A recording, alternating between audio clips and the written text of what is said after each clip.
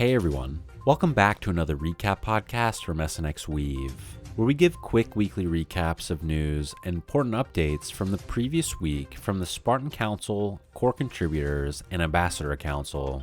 Let's get started. The Spartan Council had a discussion last week regarding the current SUSD peg on Optimism, with Gene raising concerns around the fact that it has dropped as low as 97 cents recently. Caleb proposed a potential solution that would change the SNX buyback and burn to SUSD buyback and burn instead. This would effectively reduce the supply of SUSD, which would push the price back towards $1. It's estimated that $6 to $10 million would be required in SUSD buyback and burn to accomplish this. Another possible solution would be to introduce a native interest rate on SUSD once the migration to V3 happens. More to come here. And speaking of the V3 migration, a blog post was recently released that goes over some of the details for this pivotal phase of the V3 rollout. Here are the highlights. Accelerating real yield. V3 is shifting away from incentivization through inflationary minting participation and is focusing on, first, generating yield from trading fees and distributing to LPs, and second, introducing a buyback and burn mechanism to remove SNX from circulation using fee revenues. Expanding SUSD collateralization. With V3, SUSD will be backed by a range of collateral assets, rather than the V2X system where SUSD was only collateralized against the native SNX token. These additional assets include ETH, USDC, yield-generating collateral, STATA USDC, and other governance-approved tokens. This expansion of collateral options will contribute to the scalability of the SUSD stablecoin in V3, facilitating the V3 migration. Some supporting measures for the V3 migration will begin this week. First, increased OP incentives for SUSD liquidity on Velodrome on Optimism. Incentives will be increased to 10,000 OP tokens per week. And second, SNX incentives for SUSD liquidity on Curve on Ethereum mainnet.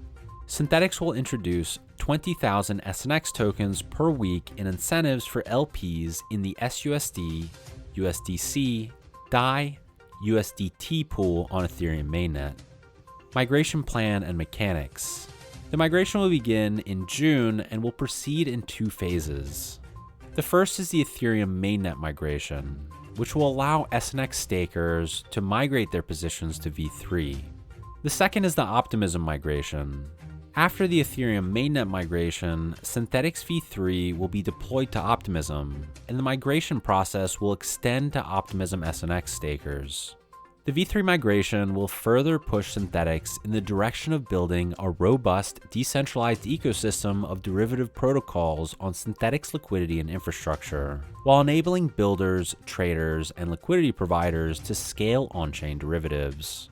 There was also a SIP presentation last week, SIP 383, to add multi-collateral margin support to Perps V3, which was presented by Caleb.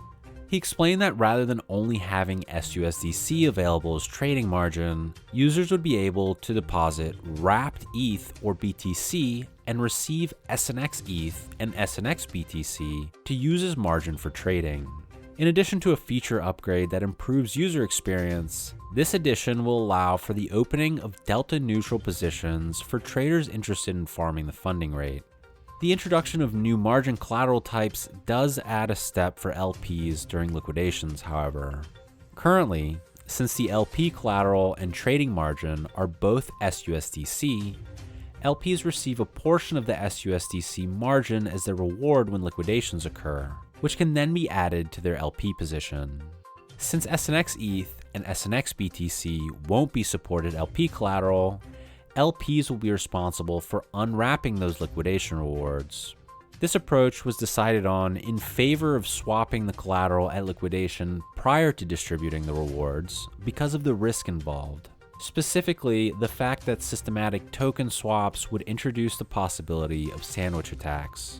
Since the value of these additional margin collaterals is not constant, as is the case with stablecoins, a discount rate will be applied that will limit the amount of the deposit that may be used as trading collateral.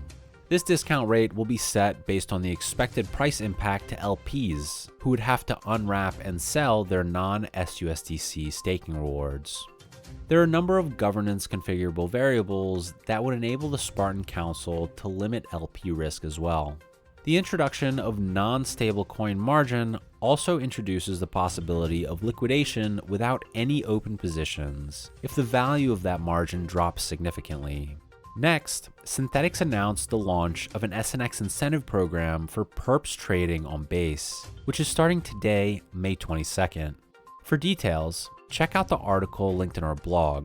But in short, the Synthetix treasury will be allocating up to 500,000 SNX for fee rebates on perps markets, paying 90% of trading fees up to the 50,000 SNX weekly cap. The first rewards epic will run until May 28th. With the initial distribution of SNX rewards calculated based on this epic and distributed within 24 to 48 hours after May 28th. The current incentive budget allows for a minimum of 10 full weeks of 90% rebated fees. And the goal of this program is to onboard new traders, generate fees, and attract new liquidity providers to support trading Synthetix perps V3 on Base. Lastly, in ambassador updates, the team has been onboarding their newest council member, Danny. They've been going over new duties with him, while also discussing future Spartan spaces and the next Optimism retroactive funding round.